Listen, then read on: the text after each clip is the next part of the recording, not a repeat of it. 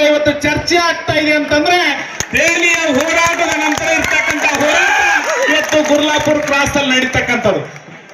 ಕನ್ನಡ ಚಳವಳಿಗಾಗಿ ಅವತ್ತು ಗೋಕಾಕ್ ಹೋರಾಟ ನಡೆದಿತ್ತು.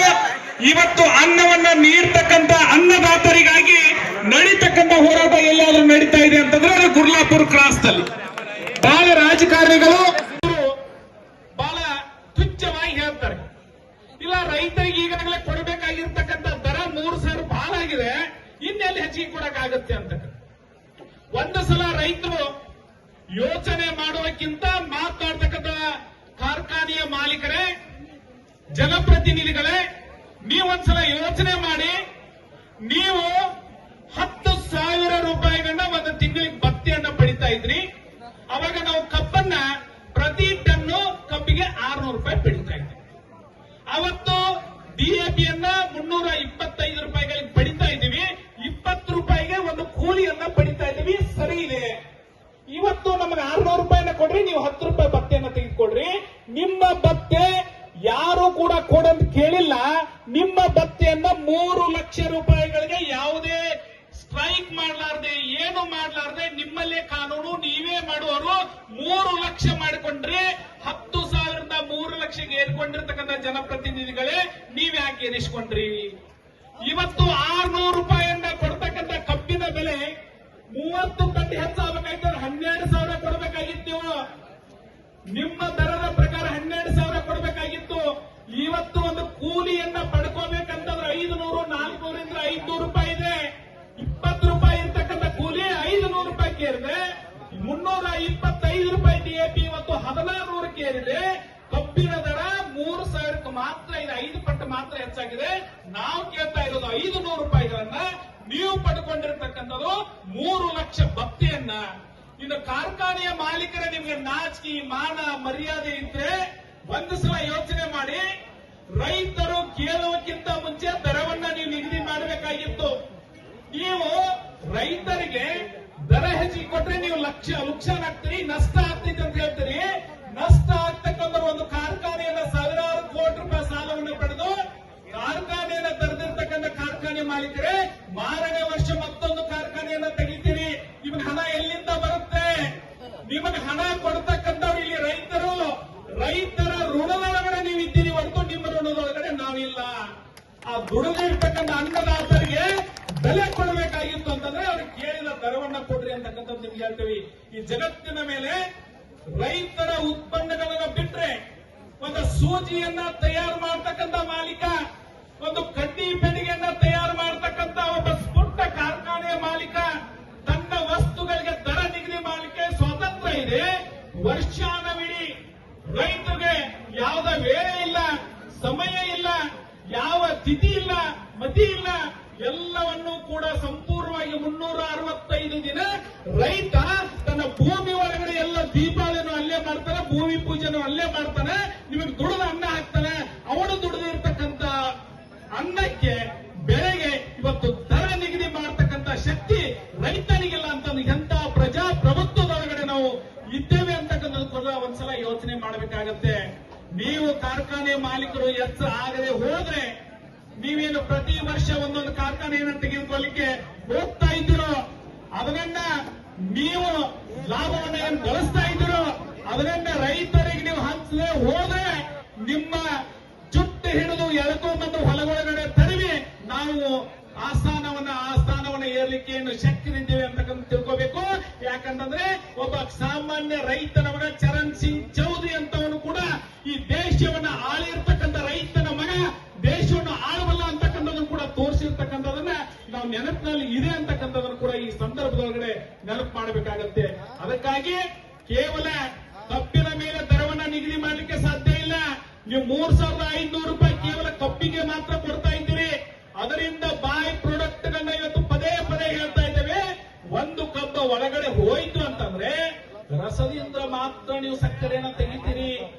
ಅದರಿಂದ ವೇಸ್ಟ್ ಅಂತ ಕರೀತಕ್ಕಂಥ ಮೊಲಾಸಿಸ್ ಅನ್ನ ತೆಗಿತೀರಿ, ಸ್ಪಿರಿಟ್ ತಯಾರು ಮಾಡ್ಕೋತೀರಿ, ಕರೆಂಟ್ ಉತ್ಪಾದನೆ ಮಾಡ್ತೀರಿ. ಅದೇ ಕರೆಂಟ್ ಅನ್ನ ಸರ್ಕಾರಕ್ಕೆ ಮಾರ್ತೀರಿ, ಸರ್ಕಾರದ ಸಬ್ಸಿಡಿಯನ್ನ ತೆಗೆದುಕೊಳ್ತೀರಿ. 1 ಲಕ್ಷ ರೂಪಾಯಿ ಸಾಲವನ್ನು ಮಾಡಿರ್ತಕ್ಕಂಥ ರೈತನ ಮನೆ ಫಲವನ್ನ ಹರಾಜು ಮಾಡಕ್ ಪಡ್ಕೋತೀರಿ. ಕೋಟ್ಯಾಂತರ ರೂಪಾಯಿ ಸಾಲವನ್ನು ಇವತ್ತು ಕೇಂದ್ರ ಸರ್ಕಾರ ಸಹಿತ 35 ವರ್ಷಗಳ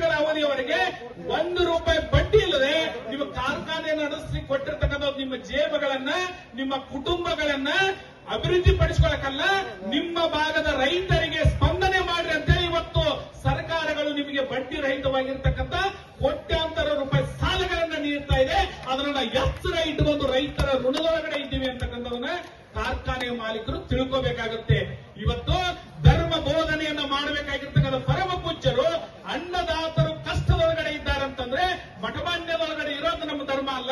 ನಮ್ಮ ಧರ್ಮವನ್ನ ಕಾಪಾಡಬೇಕಂದ್ರೆ ನಮಗೆ ಅನ್ನ ಬೇಕು ಅಂತ ಅನ್ನ ಹಾಕ್ತಕ್ಕಂಥ ರೈತ ಇವತ್ತು ನಡು ರಸ್ತೆಯಲ್ಲಿ ನಿಂತಿದ್ದಾನಂತಂದ್ರೆ ಅವನು ಮುಂದೆ ನಾವು ಇರಬೇಕು ಅಂದ್ರೆ ಈ ನಾಡಿನ ಎಲ್ಲ ಪೂಜ್ಯರು ಕೂಡ ಉರಿ ಬಿಸಿಲಿರಲಿ, ಇವತ್ತು ರಾತ್ರಿ ಇರಲಿ, ಇವತ್ತು ಮಠಗಳನ್ನ ಬಿಟ್ಟು ನಮ್ಮ ಜೊತೆಗೆ ಬಂದಿದ್ದಾರಂತಂದ್ರೆ ಆ ಅರಿವು ನಿಮ್ಮ ಸರ್ಕಾರಕ್ಕೂ ಮತ್ತು ನಿಮ್ಮ ಕಾರ್ಖಾನೆ ಮಾಲೀಕರು ಇರಬೇಕಾಗುತ್ತೆ.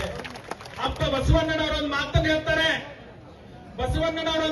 ಹೇಳ್ತಾರೆ, ಕೃಷಿ ಕಾಯಕ ಕೃತ್ಯವನ್ನ ಮಾಡುವಂತ ಸದ್ಭಕ್ತನ ಪಾದವ ತೋರಿಸಿ ಬದುಕಿಸಯ್ಯ. ಆತನ ತಮ ಶುದ್ಧ, ಆತನ ಭಾವ ಶುದ್ಧ, ಆತನ ಮನ ಶುದ್ಧ, ಆತನ ಮನೆ ಹೊಕ್ಕು ಲಿಂಗಾರ್ಚನೆ ಮಾಡಿದ ಜಂಗಮ ಭಾವನ ನೋಡಯ್ಯ ಕೂಡಲ ಸಂಗಮ ದೇವ ಅಂತೇಳಿ ಇವತ್ತು ಜಗತ್ತಿಗೆ ವಿಶ್ವ ಗುರು ಆಗಿರ್ತಕ್ಕಂಥ ಬಸವಣ್ಣ ಹೇಳ್ತಾನೆ, ಕೃಷಿ ಕೃತ್ಯ ಮಾಡುವಂತ ಸದ್ಭಕ್ತ ಅಂದ್ರೆ ಕೃಷಿಕನ ಪಾದವನ್ನು ತೋರಿಸಿ ನನ್ನನ್ನು ಬದುಕಿಸಯ್ಯ. ಯಾಕಂದ್ರೆ ಬದುಕಲಿಕ್ಕೆ ಅನ್ನವನ್ನು ಯಾರಾದ್ರೂ ಕೊಡ್ತಾ ಇದ್ರೆ ಅದು ಕೃಷಿಕ, ಅಂತ ಕೃಷಿಕನನ್ನ ತೋರಿಸಿ ಬದುಕಿಸಂತೆ ಬಸವಣ್ಣನವರು ಹೇಳ್ತಾರೆ.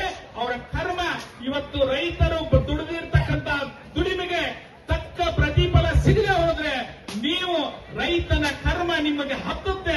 ಆ ಹತ್ತುವಕ್ಕಿಂತ ಮುಂಚೆ ಸ್ವಲ್ಪ ಆದ್ರೂ ಅವರಿಗೆ ಸ್ಪಂದನೆಯನ್ನ ಕೊಟ್ಟು ಹೇಳಿರ್ತಕ್ಕಂಥ 500 ರೂಪಾಯಿಗಳನ್ನ ಕೊಟ್ಟು ನಿಮ್ಮ ಕರ್ಮವನ್ನು ಕಡಿಮೆ ಮಾಡಿಕೊಳ್ಳಿ ಅಂತಕ್ಕಂಥ ಮಾತನ್ನ ಈ ಸಂದರ್ಭದಲ್ಲಿ ವ್ಯಕ್ತಪಡಿಸ್ತೇವೆ. ಈಗಾಗಲೇ ಪೂಜ್ಯರು ಎಲ್ಲರೂ ಕೂಡ ಮಾತನಾಡುವಂತ ಬಹಳ ಜನ ಇದ್ದಾರೆ. ನಿಮ್ಮ ಈ ಹೋರಾಟ 3 ದಿನದಿಂದ ಬಹಳ ಸಮೃದ್ಧಿಯಿಂದ ಮತ್ತು ಬಹಳ ಶಾಂತ ರೀತಿಯಿಂದ ಪರಮ ಪೂಜ್ಯರ ನೇತೃತ್ವದಲ್ಲಿ ನಡೀತಾ ಇದೆ. ಒಂದು ಸಲ ರೈತರ ಮನಸ್ಸು ಮಾಡಿದ್ರೆ ನಿಮ್ಮ ಸರ್ಕಾರನೂ ಇರೋದಿಲ್ಲ, ನಿಮ್ಮ ಕಾರ್ಖಾನೆನೂ ಇರೋದಿಲ್ಲ, ಕೊನೆಗೆ ನೀವು ಕೂಡ ಇರೋದಿಲ್ಲ ಅಂತಕ್ಕಂಥ ಎಚ್ಚರಿಕೆಯನ್ನ ನೀವು ಕಾಯ್ಕೊಳ್ಬೇಕು. ಸರ್ಕಾರಕ್ಕೊಂದು ಕಿವಿ ಮಾತನ್ನು ಹೇಳಲಿಕ್ಕೆ ಬಯಸ್ತೇನೆ. ನಾಯಿ ಬಾಲವನ್ನ ಅಲಿಗಾಡಿಸಬೇಕು, ಬಾಲನೆ ನಾಯಿಯನ್ನ ಅಲಿಗಾಡಿಸಬಾರದು. ಇಡೀ ರಾಜ್ಯವನ್ನ ಆಳತಕ್ಕಂಥದ್ದು ಸರ್ಕಾರ, ಅದು ಯಾವುದೇ ಸರ್ಕಾರ ಇರಲಿ. ಆ ಸರ್ಕಾರದ ಅಧೀನದೊಳಗಡೆ ಇರ್ತಕ್ಕಂಥ ಕಾರ್ಖಾನೆಗಳು ಸರ್ಕಾರ ನಿರ್ದೇಶನ ನೀಡಿದಂತೆ ನಡ್ಕೋಬೇಕಾಗಿರ್ತಕ್ಕಂಥದ್ದು. ಸರ್ಕಾರನೂ ನಿರ್ದೇಶನ ಕೊಡ್ತಾ ಇಲ್ಲ. ಇವತ್ತು ನಾಯಿಯ ಬಾಲದಿಂದ ಹುಟ್ಟಿರ್ತಕ್ಕಂಥ ಈ ಕಾರ್ಖಾನೆಗಳು ಸಹಿತ ನಾಯಿಯನ್ನ ಅಲುಗಾಡಿಸುವ ಮಟ್ಟಕ್ಕೆ ಹೋಗ್ತವೆ ಅಂತಂದ್ರೆ ನಿಮ್ಮನ್ನ ಹೊರಗೆ ಹಾಕಿ ಅಧಿಕಾರವನ್ನು ಮಾಡತಕ್ಕಂಥ ಛಲ ರೈತರಲ್ಲಿ ಇದೆ. ಆ ಶಕ್ತಿ ಏನನ್ನೋದನ್ನ ಇಲ್ಲೊಂದ್ಸಲ ಬಂದು ನೋಡ್ರಿ ಅಂತಕ್ಕಂಥ ಮಾತನ್ನ ಈ ಸಂದರ್ಭದಲ್ಲಿ ಹೇಳ್ತಾ, ರೈತ ಕುಲ ಯಾವಾಗಲೂ ಕೂಡ ಸೋಲ ಅಂತಕ್ಕಂಥದ್ದು ಇಲ್ಲ, ರೈತರಿಗೆ ಜಯ ಅಂತಕ್ಕಂಥದ್ದು ಕಟ್ಟಿಟ್ಟ ಬುದ್ಧಿ. ಯಾಕಂತಂದ್ರೆ ನಮ್ಮ ನಡೆ ಧರ್ಮದ ಅಡಿ ಒಳಗಡೆ ನಡೀತಕ್ಕಂಥದ್ದು ಕೇವಲ ನಾವು ರೈತರು ಮಾತ್ರ ಮಾಡ್ತಾ ಇಲ್ಲ. ಇಲ್ಲಿ ಪರಮ ಪೂಜ್ಯರ ಧರ್ಮ ಇವತ್ತು ನಮ್ಮ ಹಿಂದಿದೆ, ನಮ್ಮ ಮುಂದ್ಗಡೆ ಗುರಿಯನ್ನ ತೋರಿಸ್ತಾ ಇದ್ದಾರೆ. ನಾವು ನಡೀತಾ ಇದ್ದೇವೆ, ನಮ್ಮ ಹಿಂದ್ಗಡೆ ಧರ್ಮದ ನಡೆ ಇದೆ ಅಂತಕ್ಕಂಥದನ್ನ ನೆನಪಿನಲ್ಲಿ ಇಟ್ಕೋಬೇಕು ಅಂತಕ್ಕಂಥ ಮಾತನ್ನ ಸರ್ಕಾರ ಕೇಳ್ತಾ, ನೀವು ಬೆಳಗಾವಿ ಒಳಗಡೆ ಕುಳಿತುಕೊಂಡು ಎಲ್ಲೋ ಎಸಿ ರೂಮ್ ಒಳಗಡೆ ಕುಳಿತುಕೊಂಡು ಮಾತುಕತೆ ನಡೆದಿದೆ ಅಂತಕ್ಕಂಥದ್ದು ಮೂರ್ಖತನ. ಇವತ್ತು ಒಂದು ವಿಷಯನ ಹೇಳಬೇಕಾಗತ್ತೆ. ಹಳಿಯಾಳದೊಳಗಡೆ ನಮ್ಮ ಕಬ್ಬುಗಳು 14-15% ಬರ್ತಾವು. ನಿಮ್ಮ ಕಪಟ ನೀತಿಯಿಂದ 11-12 ತೋರಿಸ್ತೀರಿ. ರಿಕವರಿ ಬರ್ತಕ್ಕಂಥ ನಮ್ಮ ಕಬ್ಬು 15-16% ಹೆಚ್ಚು ಬರ್ತಾವು.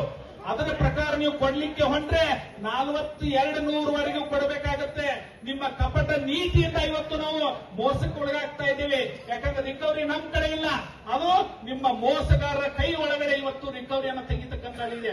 ಹಳಿಯಾಳದೊಳಗಡೆ ಕಟ್ಟಿಗೆಯ ಕಬ್ಬು ಬರುತ್ತೆ, ಬಹಳ ದಪ್ಪಿರೋದಿಲ್ಲ, ಕೇವಲ ಒಂದು 10 ಸೆಂಟಿಮೀಟರ್ ಕಬ್ಬು ಇರುತ್ತೆ, ಅದು ಬಿರುಸಿರುತ್ತೆ. ಅದರ ರಿಕವರಿ 6-7%. ಅಂತ ಕಬ್ಬಿಗೆ ಇವತ್ತು 3800 ರೂಪಾಯಿ ಕೊಡ್ತೇವೆ ಅಂತೇಳಿ ಹಳಿಯಾಳದೊಳಗಡೆ ಫ್ಯಾಕ್ಟರಿಗಳು ಎಲ್ಲರೂ ಕೂಡ ಘೋಷಣೆ ಮಾಡಿದ್ದಾವೆ. ಬೆಳಗಾವಿ ಜಿಲ್ಲೆಯಲ್ಲಿ ಕಬ್ಬನ್ನ ಹೀರಿಕಾಸಿಂದ ರಸ ತಿನ್ನುವಂತ ನರಿಗಳೇ ನೀವ್ ಯಾಕೆ ಸುಮ್ ಕೂತಿದ್ದೀರಿ?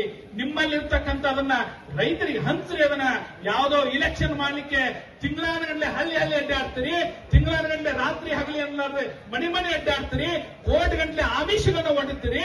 ನೀವು ಒಂದು ಫ್ಯಾಕ್ಟರಿಗಳಿಗೆ 5 ಕೋಟಿ ರೂಪಾಯಿ ಹೆಚ್ಚಿಗೆ ಕೊಟ್ರೆ 500 ರೂಪಾಯಿಯನ್ನ ಹೆಚ್ಚಿಗೆ ಕೊಡ್ತಕ್ಕಂಥ ವ್ಯವಸ್ಥೆಗಳು ನಿಮ್ಮಲ್ಲಿ ಇದ್ದಾವೆ. 5 ಕೋಟಿ ರೂಪಾಯಿ ಒಂದು ಫ್ಯಾಕ್ಟರಿ ಖರ್ಚು ಮಾಡಕ್ಕಾಗಲ್ಲ ಅಂತಂದ್ರೆ ಒಂದು ಇಲೆಕ್ಷನ್ಗೆ ಒಬ್ಬ ಅಭ್ಯರ್ಥಿಯನ್ನು ಗೆಲ್ಲಿಸಲಿಕ್ಕೆ 5 ಕೋಟಿ ಖರ್ಚು ಮಾಡ್ತೀರಿ. ಒಂದು ಕಾರ್ಖಾನೆಯಿಂದ 5 ಕೋಟಿ ರೂಪಾಯಿ ಖರ್ಚು ಮಾಡಿದ್ರೆ ನಮ್ಮ ರೈತರಿಗೆ 500 ರೂಪಾಯಿ ಹೆಚ್ಚನ್ನ ಕೊಡ್ತಕ್ಕಂತ ಶಕ್ತಿ ನಿಮ್ಮಲ್ಲಿ ಇದೆ. ನಿಮಗೆ ಕೊಟ್ಟಿರ್ತಕ್ಕಂಥ ಶಕ್ತಿ ಯಾರ್ದು ಅಂತ ಕೇಳಿದ್ರೆ ಅದು ರೈತರಿಂದ ಬಂದಿರತಕ್ಕಂಥ ಶಕ್ತಿ. ಈ ರೈತ ಕುಲಕ್ಕೆ ನೀವು ಅನ್ಯಾಯ ಮಾಡಿದ್ರೆ ನೀವು ಹೋಗೋದ ಕೊನೆಗೆ ಯಾರು ಇಲ್ಲದ ಗತಿ ಇಲ್ಲದಂತ ಪ್ರದೇಶಕ್ಕೆ ಅಂತಕ್ಕಂಥ ಮಾತನ್ನ ಹೇಳ್ಬೇಕಾಗುತ್ತೆ ಅಂತಕ್ಕಂಥ ಮಾತನ್ನು ಹೇಳ್ತಾ ನನ್ನ ಮಾತುಗಳನ್ನ ಪರಮ ಪೂಜ್ಯರ ಪಾದದಲ್ಲಿ ಅರ್ಪಿಸಿ ಬರ್ತಕ್ಕಂಥ ರೈತ ಹೋರಾಟ ಜಯವನ್ನ ಕಾಣುತ್ತೆ ಅಂತಕ್ಕಂಥ ಭರವಸೆಯೊಂದಿಗೆ ನನ್ನ ಮಾತುಗಳನ್ನು ಮುಗಿಸ್ತೇನೆ. ಭಾರತ್ ಮಾತಾ ಕಿ ಜೈ.